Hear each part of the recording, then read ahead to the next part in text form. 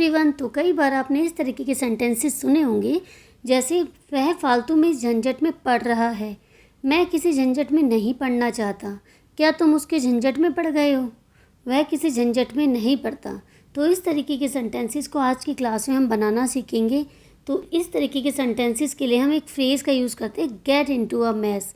Gate into a mess मतलब होता है किसी झंझट में पड़ जाना या किसी लफड़े में पड़ जाना। हम कई बार ऐसे ही बोलते हैं ना, तुम उसके लफड़े में क्यों पड़ गए या तुम उसके लफड़े में क्यों आ जाते हो।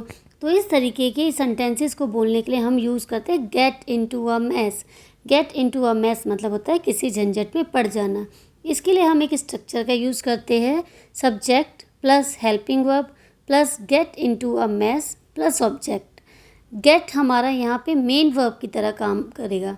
जैसा भी हेल्पिंग वर्ब होगा, जो भी हमारा टेंस होगा, उसके अकॉर्डिंग हम गेट को चेंज करेंगे। जैसे कॉन्टिन्यूअस में होगा तो गेटिंग हो जाएगा, परफेक्ट में होगा तो गेट की थर्ड फॉर्म यूज़ होगी गॉटन।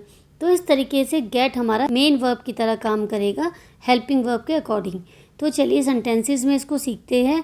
वह फालतू में झंझट में पड़ रहा है, he is getting into the mess for no reason. He is getting into the mess for no reason. ये प्रेजेंट कॉन्टिन्यूअस टेंस में बना है, इसलिए ही के साथ हमने इज़ यूज़ किया और वर्ब के साथ आईएनजी फॉर्म यूज़ की है। He is getting into a mess for no reason. For no reason मतलब होता है फालतू में, बिना वजह। इसके लिए हम यूज़ करते हैं for no reason. Next sentence है किसी झंझट में मत पड़ जाना। तो इसे कैसे बोलेंगे, don't get into any mess. Don't get into any mess, किसी झंझट में मत पड़ जाना। नेक्स्ट सेंटेंस, मैं किसी झंझट में नहीं पड़ना चाहता। तो ये कैसे बनाएंगे, I don't want to get into any mess. I don't want to get into any mess. ये प्रेजेंट इंडेफिनिट टेंस में बना है, इसलिए हमने डोंट हेल्पिंग वर्ब का यूज़ किया है। I don't want to get any mess, मैं किसी झंझट में नहीं पड़ना चाहता। नेक्स्ट सेंटेंस, वह किसी झंझट में नहीं पड़ता। ये भी प्रेजेंट इंडेफिनिट टेंस में बना है। ही के साथ हम डज यूज़ करेंगे और नेगेटिव है इसलिए does not. He does not get into any mess. और डज और डू के साथ हमेशा वर्ब की फर्स्ट फॉर्म यूज़ होती है, तो गेट का गेट ही रहेगा। He does not get into any mess, वह किसी झंझट में नहीं पड़ता। नेक्स्ट सेंटेंस, क्या तुम उसके झंझट में पड़ गए हो।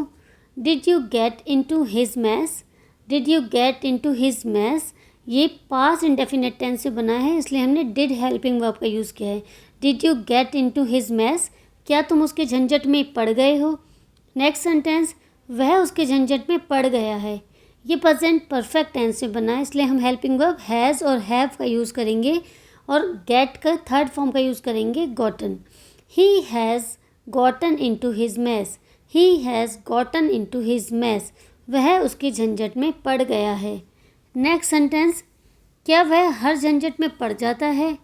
Does he get into every mess.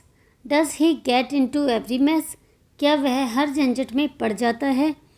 Next sentence, तुम्हें किसी झंझट में नहीं पड़ना चाहिए। चाहिए के लिए हम यूज़ करते हैं शुड का, और शुड के साथ हमेशा वर्ब की फर्स्ट फॉर्म यूज़ होती है। तुम्हें किसी झंझट में नहीं पड़ना चाहिए।